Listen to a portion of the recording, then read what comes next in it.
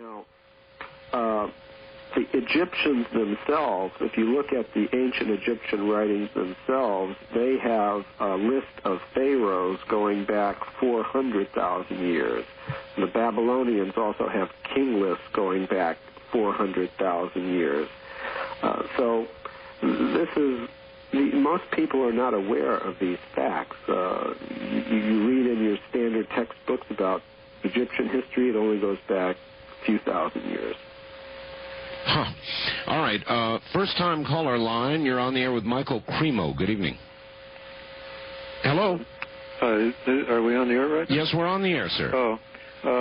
Yeah, I didn't mean to get on the air. I just wanted to find out... All right. If you don't want to be on the air, I'm going to have to go to the next call. I just wanted to find out what times Dreamland is on. It's on right now. Yeah, but through the week. Dreamland is not on during the week. Only weekends? Yes, that's correct. What time? 7 to 10. Saturday and Sunday. 7 to 10 Pacific time, Sunday. And not on Saturday? No. Okay. All right, thank you. East of the Rockies, you're on the air with Michael Cremo. Hi. Yeah, good evening, Art. My name's Ed from Albuquerque. Yes, sir. I have a question to ask him. He's familiar with Scientific American publication, isn't he? Yes, I am. Yeah. About 4 years ago, there was an article that was written about the genetic study that was trying to correlate orangutans back to humans, and the study concluded that this wasn't feasible, but the genetic study put man all the way back 150,000 to 200,000 years ago, and the origin took place somewhere near Egypt. And this was a very, very precise scientific study. And when they were ready to release their findings, they found out that Japan had done exactly almost identical, similar study. And the data, was very, very comparable to one to the other. And it stated that they didn't know how man started, and they were kind of tongue-in-cheek by calling it Eve as a starting of origin of man, 150 to 200,000 years ago. And this was done in a very, very scientific genetic basis. Could you answer on that, please? Well, it's very interesting. What happened was that a couple of years later, that African Eve hypothesis was shot down because other scientists came and proved that the statistics that were used in those reports just did not work. All right, on that note, we've got a break right here. It is the top of the hour. Relax for a few moments, Michael, and we'll come back to you. Michael Cremo is my guest. His book, The Hidden History of the Human Race, and there's a lot. We'll be back. This is CBC.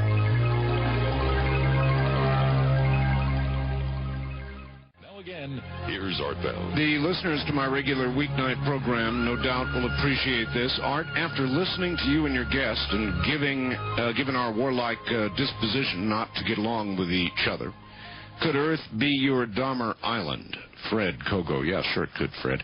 Dahmer Island is sort of an invention of mine, a place where criminals would be taken. Obviously, his theory that all of Earth is some sort of Dahmer Island, that we are prisoners from some other place or time. One never knows. Let me begin this hour. We're going to take care of our commercial content here. The Sea Crane Company sell... Now, Art, could you ask your guest if he's heard about the rock that was found in Death Valley by some rock hounds that when cut in half contained a ceramic diode? The rock was dated somewhere around 500,000 years ago. Michael? I've heard about it. I haven't been able to get any very detailed information about that. The clear implication of that would be either alien technology or technology once before developed by man, long forgotten, and now, of course, full circle. But it would suggest one of those two.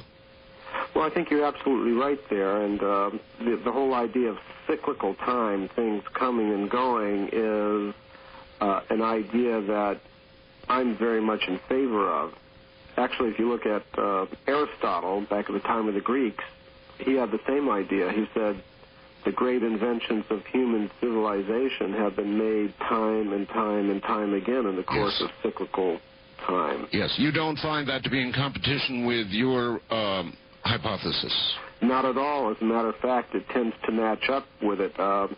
What we find, if you look at the entire history of archaeology and anthropology, is that you've got a very bewildering mixture of advanced artifacts and simple things, human bones and ape-man-like bones, all mixed up going back hundreds of millions of years. And this is really what you would predict if there were a kind of cyclical pattern to this whole process that we're involved in. All right, back to the phones. On the wildcard line, you're on the air with Michael Cremo. Hi. Yes, sir. From the Tri-Cities. Tri-Cities, Washington, yes. Yes. There's an anagram for some of these different, for these artifacts. Artifacts at a time or something like that. I've read several books about this. The gold chain found with 2 lumps of coal at either end. And like an art school in France where you could see where somebody had made correction lines and stuff. And there were normal people wearing trousers and shirts with buttons and stuff like that. I was wondering if he had heard about any of this. Yes, I have. Of course, that anagram you're talking about is OOP arts, out-of-place artifacts. And the gold chain, I've got a case of that in the book, The Hidden History of the Human Race. Michael, how do they generally dismiss what you're calling OOPs art? How do they dismiss it? How do they dismiss out-of-place artifacts? Yeah, that's right. I mean, do they call it fantasy of people at the time, or what? Well, in many cases, this has been so effectively suppressed that they hardly even know about it.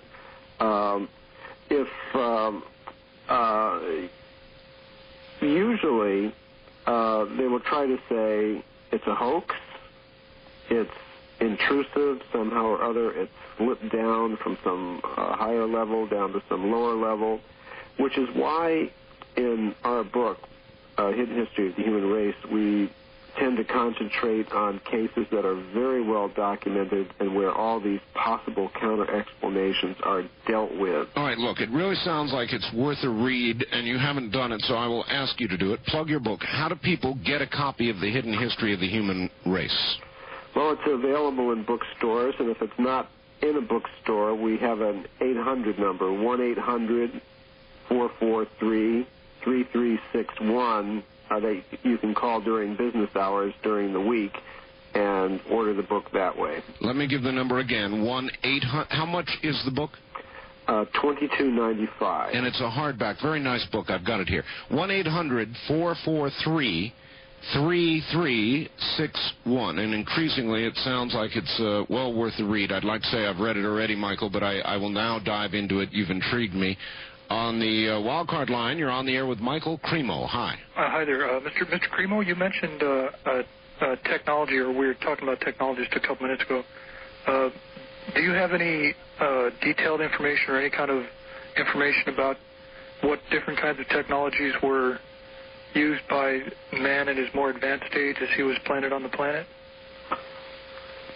From the reports that you get from many ancient writings, it would appear they had some very advanced technologies. Right. From the ancient Sanskrit writings of India, you find what are called vimanas, or spaceships of various kinds. Right. We've actually got reports from coal mines of polished stone walls being found in coal mines 2 miles deep underneath the ground. So from varieties of sources, whether we're talking about archaeology or ancient writings, it would appear that civilizations in the very, very distant past may have had technologies superior to those of today even. Okay, and those technologies, would you know if they were more tied in with the natural forces of the earth rather than an artificial type of technology? All right. that's good. In other words, were they in tune with the planet in some way that we were not, or presently are not, Michael? Yes. Even if you go back a little bit in recorded history to the times of the Greeks and the Romans and personalities like that, you'll find that many times they got their technologies from higher beings. They didn't build factories on this planet to build them, but they would communicate with higher beings and receive technologies, more advanced technologies from them. So that kind of technology exchange has a long history on our planet. It may still be going on today for all we know. Facts question for you, Michael. Do you think there's any indication that these extraterrestrial intelligences have guided or interfered with human history? Are you familiar with a book called The Gods of Eden by William Bramley? That is a very common hypothesis. I think you'll also find it in Zachariah Sitchin and others. Yes. Where I might disagree with some of these accounts is that it's been going on much longer than they would suppose. In many cases, they tend to accept the standard idea of human evolution as it's printed in the textbooks, and then say at some fairly recent point in time you have some alien intervention that resulted in our human species as we know it today with our advanced civilization. Could you give me a couple of examples of where you think they may have interfered, in effect, with human history? Oh, if you look at the whole history of the human race, you'll see many accounts of divine interventions. Practically the origin of every religion on this planet is attributed to some kind of intervention from some extraterrestrial source. All right, well then, here's a hell of a question for you, Michael. Okay.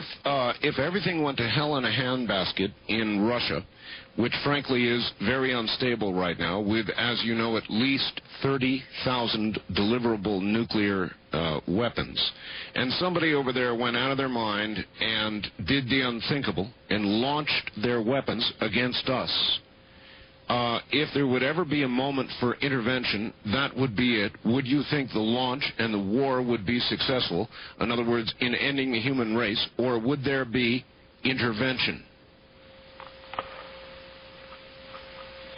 It's a very good question, Art. Yes. And I think this is something that comes up all of the time. I think there's something pretty much of a cosmic paranoia when we're confronted either with the type of event that you've described or the fears of what different kinds of alien beings might do. Michael, what I would say, this is where the cosmic hierarchy comes into being. Right. Well, let me add to it, Michael. Any species-threatening event, let's say that Ebola Zaire became airborne and it threatened to end the species. Same question. Would there be intervention prior to a species-threatening event? In the case of any particular event, I couldn't say, but in general, in the ultimate sense, the forces in the cosmic hierarchy are at the top good.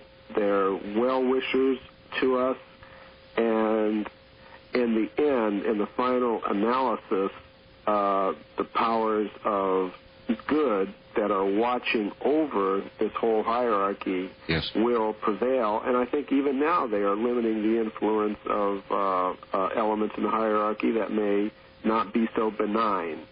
And I think this is something we can all take comfort in. All right. Wildcard line, you're on the air with Michael Cremo. Hi.